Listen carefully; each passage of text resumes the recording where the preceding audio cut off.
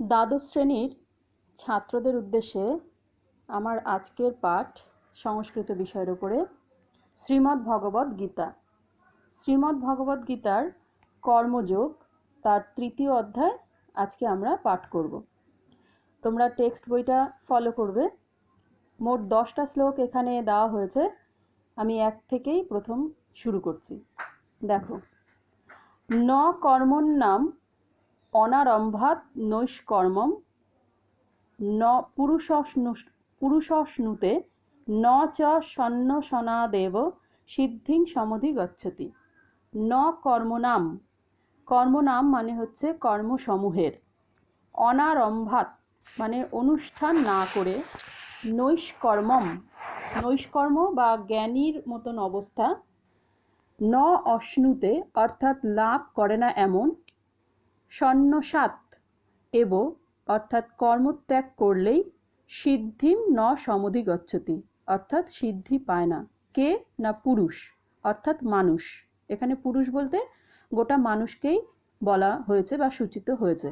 তাহলে মূল বঙ্গানুবাদটা কি হলো?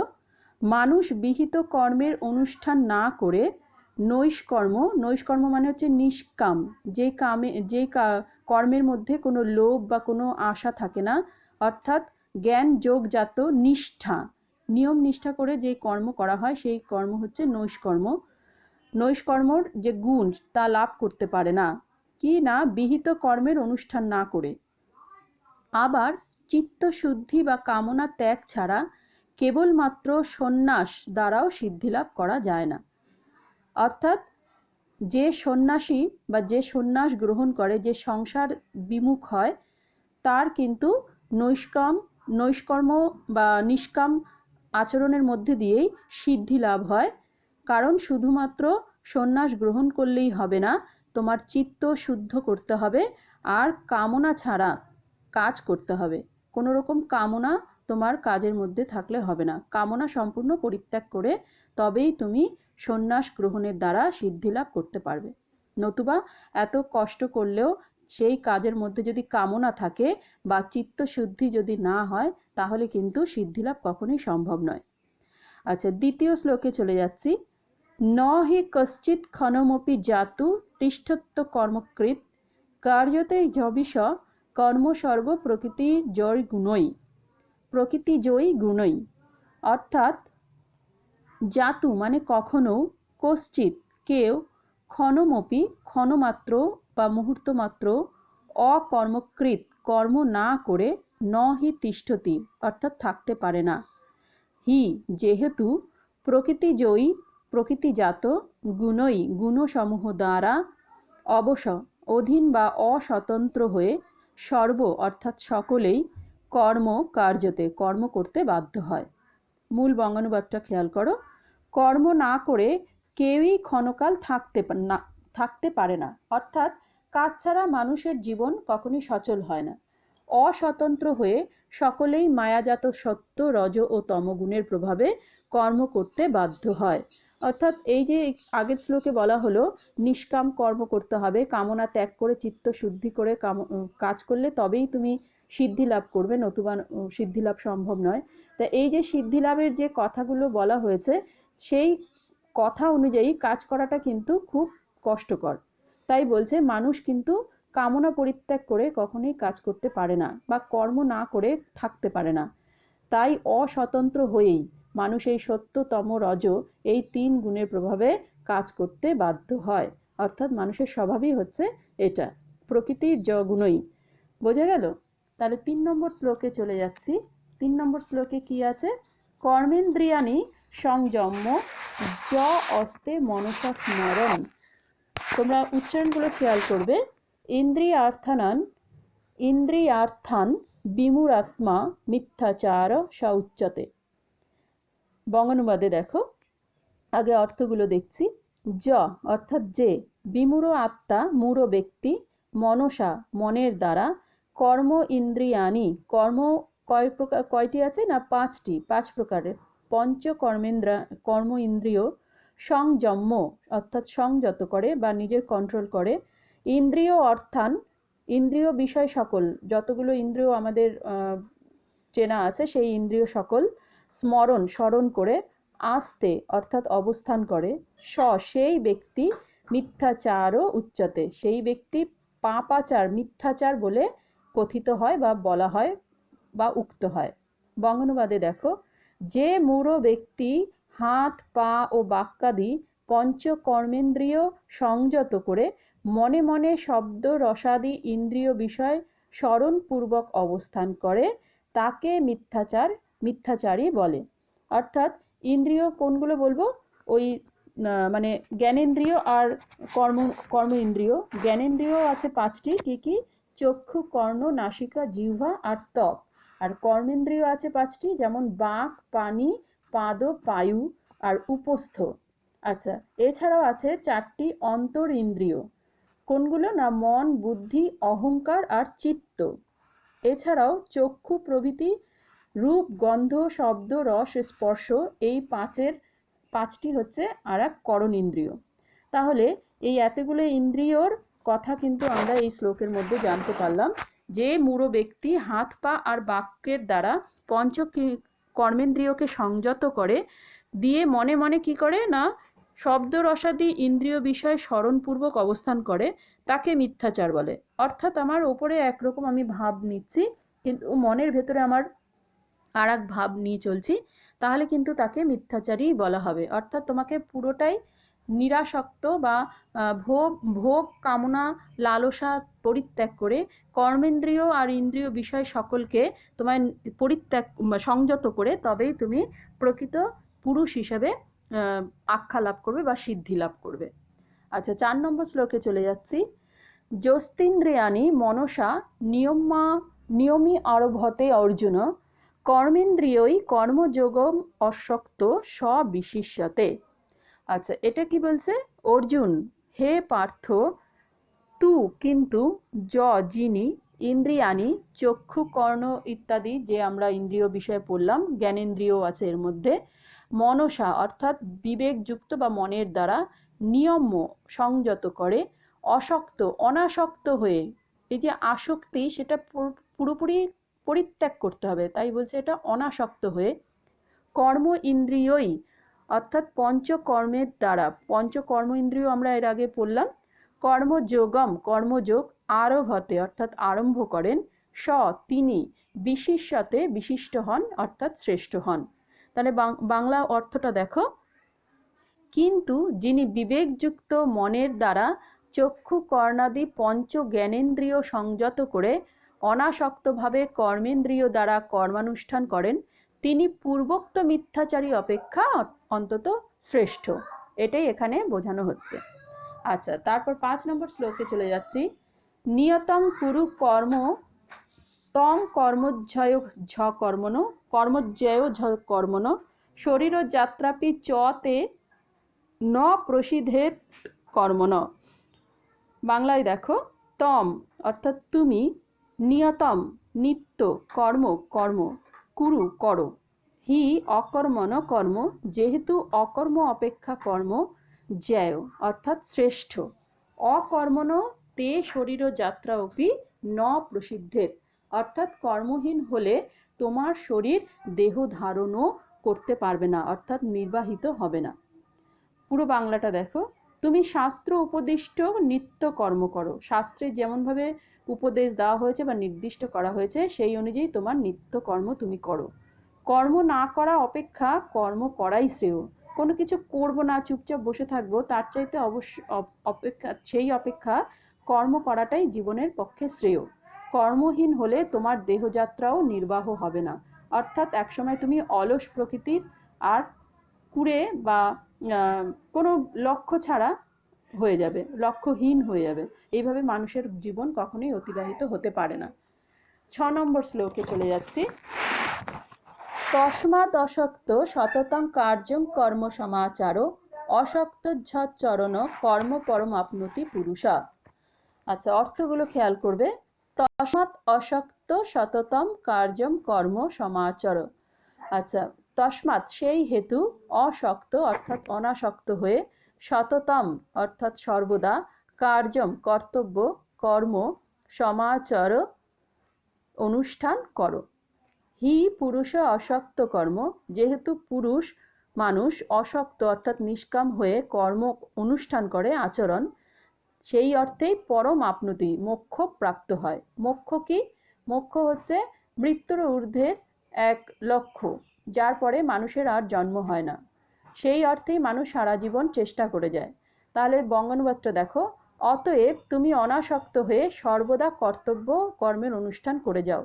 কামনা শূন্য হয়ে যদি তুমি কর্ম করো, তাহলে সেই মানুষ অবশ্যই মুক্তি লাভ করবে, অর্থাৎ তার পুনর্জন্ম আর সম্ভব হবে না, সে মোক্ষ লাভ করবে। আচ্ছা, তারপরে 7 নম্বর শ্লোকে চলে যাচ্ছি। কর্মণ্যৈব হি সংসিদ্ধিম আস্থিতা জনকাদয় লোকসংগ্রহম এবাপি সংপশ্যন কর্তু মহর্ষি। কি বলছে? জনক আদায়, অর্থাৎ জনক, অশ্বপতি, এই সমস্ত হচ্ছে এক একটা রাজাদের নাম। এই রাজর্ষিগণ কর্মনা এবহি, এরা সব রাজর্ষি, এদের নিষ্কাম কর্মের দ্বারাই কিন্তু এরা সিদ্ধি বা মোক্ষ লাভ করেছিলেন। সেই অর্থে বলছে সংসিদ্ধিম আস্থিতা। লোকসংগ্রহম অপি, লোককল্যাণের দিকেই দৃষ্টি রেখে সংপশ্যন কর্তুম অহর্ষি, তোমার কর্তব্য বা কর্ম করা উচিত। বঙ্গানুবাদ কি না, জনক, অশ্বপতি প্রভৃতি রাজর্ষি নিষ্কাম কর্ম করেই মোক্ষ লাভ করেছিলেন। আমরা কি করি? আমাদের জীবনের চলার পথে সমস্ত মহাপুরুষদের নাম স্মরণ করে আমরা কি করি? তাদের যে সমস্ত কর্ম করে তারা চিরস্মরণীয় হয়ে আছেন, সেইগুলো আমরা পাথেয় করে আমাদের জীবনে এগিয়ে চলি। ঠিক একই রকম নিষ্কাম কর্ম করে বা মোক্ষ লাভ করেছেন যারা, তাদের কথা এখানে উদাহরণ হিসেবে দেওয়া হয়েছে। কারা না?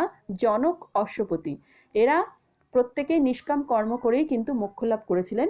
সুতরাং লোক সংগ্রহের জন্য তোমার নিষ্কাম কর্ম করা উচিত।